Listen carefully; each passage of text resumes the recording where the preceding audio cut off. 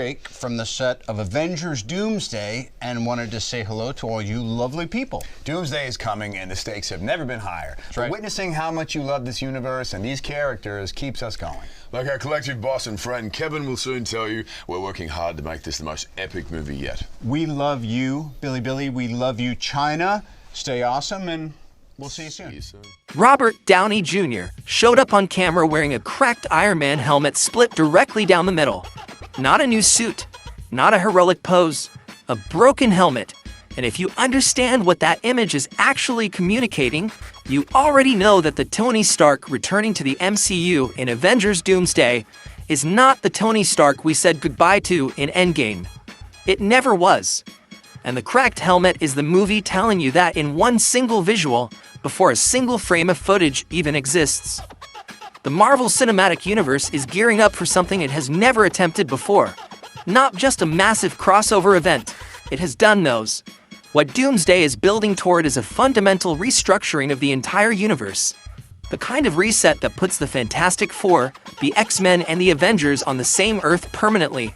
The kind of ending that is actually a beginning. And the Comic-Con panel in China just handed us more concrete information about how that happens than Marvel has publicly confirmed in years. Kevin Feige showed official promo art. RDJ recorded a message from set. Classic X-Men cast members are confirmed back with comic-accurate suits. Steve Rogers is apparently wandering through the multiverse in a t-shirt holding a cracked Mjolnir. And the production strategy being used to pull this off is more complicated and more fascinating than most people realize. Let's go through all of it, because the details in this panel are doing a lot more work than they appear to at first glance. Start with RDJ, because his return is still the thing the internet cannot fully process and probably won't, until the film actually releases. He recorded a video message for the Chinese platform Bilibili directly from the Doomsday set, addressed the fans, promised the stakes have never been higher, and appeared on camera wearing a cracked Iron Man helmet split cleanly down the middle. The internet immediately lit up trying to decode the image, and the two readings are not mutually exclusive. Reading 1. It is a direct callback to Tony Stark's sacrifice in Endgame, the broken armor representing the man who broke himself to save everyone. Reading 2. It is a visual metaphor for what Doctor Doom actually is in this story. Not Tobey Stark wearing a new mask, a completely different variant, hailing from Earth 828, the universe of the Fantastic Four, who happens to wear the same face. The helmet is cracked, because what's underneath is not what you think it is. The heroes are going to encounter Victor Von Doom and their first instinct is going to be hope. That's Tony, he came back somehow. And that moment of misplaced hope is going to be one of the most emotionally manipulative things this franchise has ever done to its audience, and they are going to feel every second of it. Doom himself in the official promo art. The final piece, created by legendary Marvel visual development artist Andy Park, before his departure from the studio, which makes it a genuinely significant historical artifact in the MCU's visual development, is exactly what the character should look like. Classic mask, iconic green cloak, glowing green eyes, and here's a detail that sounds small but carries real lore weight. The color of his magic is a distinctly different, darker shade of green compared to Loki's. Marvel color codes magic deliberately, so audiences can track who is doing what in chaotic ensemble fight sequences. But the color distinction also communicates something canonical. Doom draws his power from a completely different magical tradition and discipline than anything we've seen in the MCU before. He is not a variant of a familiar power set. He is something new and something ancient, operating by rules the current MCU heroes have no framework for. Loki appears in the art directly beneath Doom, wearing the God of Stories cloak from the finale of Loki Season 2, his massive curved horns fully present. And his position in the image raises a question the film is going to have to answer. Loki is currently the thing holding the multiverse tree together. He stepped into that role at enormous personal cost at the end of his own series.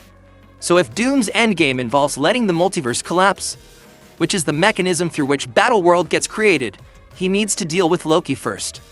The math on that confrontation is not in Loki's favor, and the art seems to be acknowledging that by putting Doom directly above him. Now let's get to the X-Men, because this is where the panel becomes something that the fandom has been waiting for literally for decades.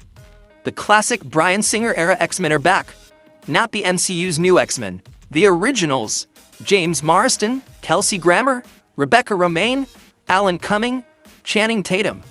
And this time, they are wearing comic-accurate suits instead of the unified black leather that defined their film era. The promo art gives us our first clear look at these designs, and they are worth going through one by one because each choice is deliberate. Cyclops is wearing the blue suit with the large X across the chest, which is the closest the live-action version of the character has ever gotten to his classic comic appearance.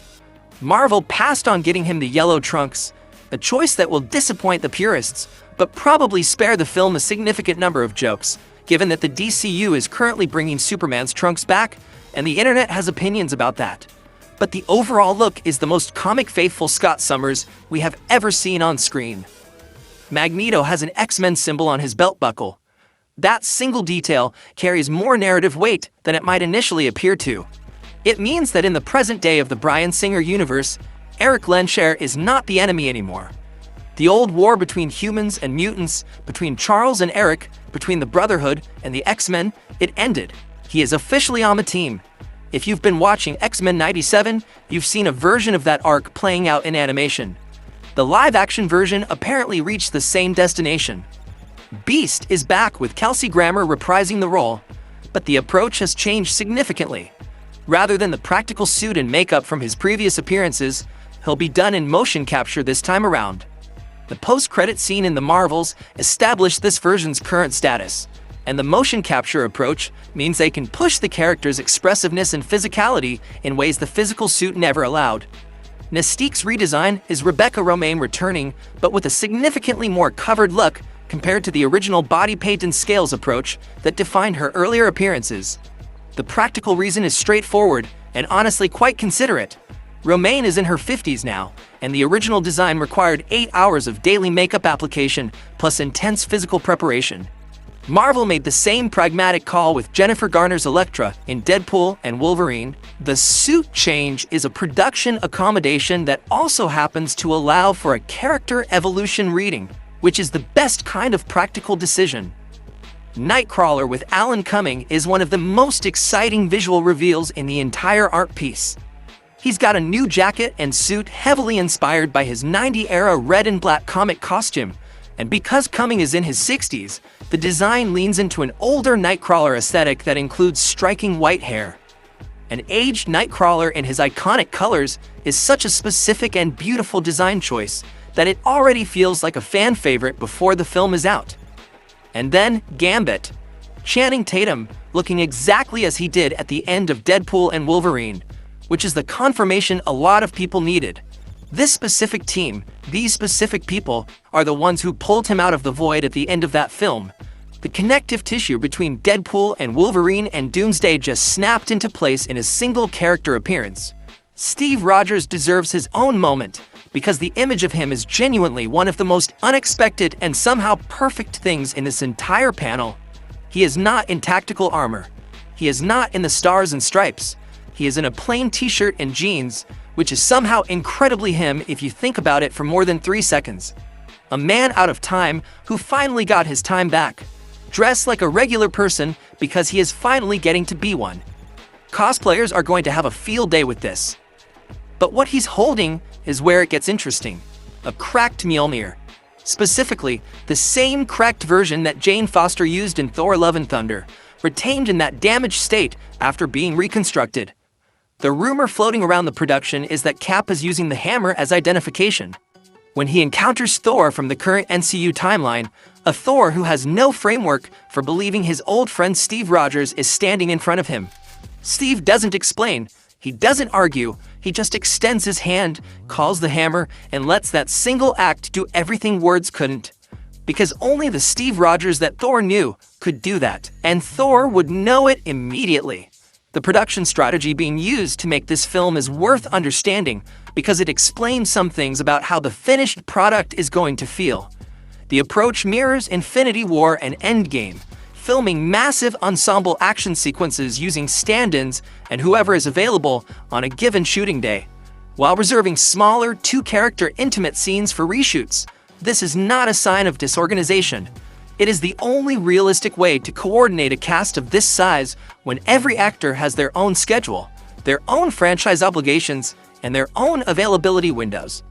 The script is being actively rewritten daily, and the reshoot structure gives the creative team flexibility to ensure the multiverse narrative actually achieves coherence before it hits theaters. The connective tissue gets filmed after the machinery is in place. Feige's panel also included hints about the philosophy driving Phase 7 that are worth taking seriously. He described the writing approach with a phrase he called strange alchemy, the deliberate act of forcing characters who have no business being in the same room together to share space and figure out how to exist alongside each other. The creative energy generated by that friction is the point. When someone asked about female-led projects going forward, Feige's response was notably specific. He mentioned that his favorite female characters in the Marvel Universe are X-Men, and then he noted that some of them might show up in unexpected places, like hypothetically a very large Spider-Man movie, which is as close to confirming the Jean Grey connection that's been circulating around Brand New Day as Marvel is probably going to get without an official announcement.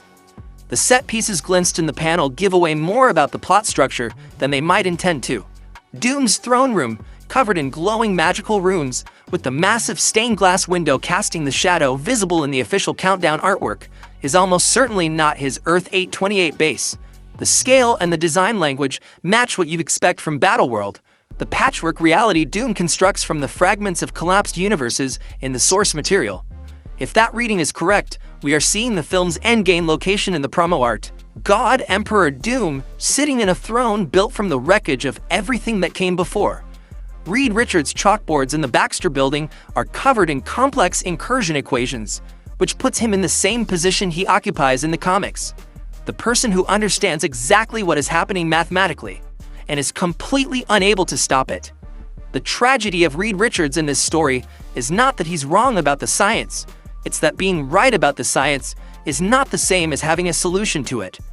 The atmospheric incursions, the moments where the MCU Earth, the X-Men's Earth, and the Fantastic Four's Earth literally brush against each other in proximity, are apparently the mechanism the film uses to move characters across realities without requiring the full multiverse travel infrastructure that previous films have relied on.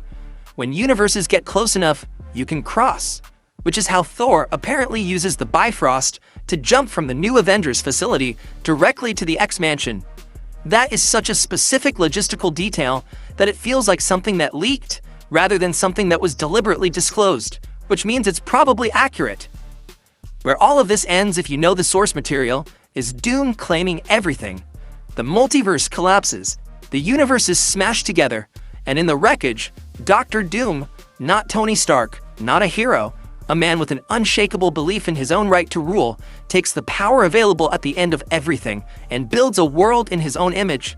That is Battleworld, that is Secret Wars, and that is the setup for Phase 7, where the soft reboot places every surviving character on a single Earth, finally aligned with the 616 comic universe that Marvel has been building toward since Phase 1. The MCU is about to end and begin at the same time. Robert Downey Jr. is back, but he is the villain. The X-Men we grew up with are back, but they're wearing better costumes. Steve Rogers is wandering through the multiverse in a t-shirt, holding a broken hammer. And somewhere in the wreckage of colliding realities, Victor Von Doom is waiting, with equations Reed Richards already solved, and a throne he has already decided is his. So here's what I need from you in the comments. The cracked helmet image from RDJ. Do you think that is purely symbolic? Or is there a literal plot explanation for how and why Doom would be carrying broken Stark armor? And the Steve Rogers t-shirt situation, is that the greatest cosplay opportunity in MCU history? Or does he earn back the stars and stripes by the end? Drop everything below, because this conversation needs to happen before this film arrives and changes everything.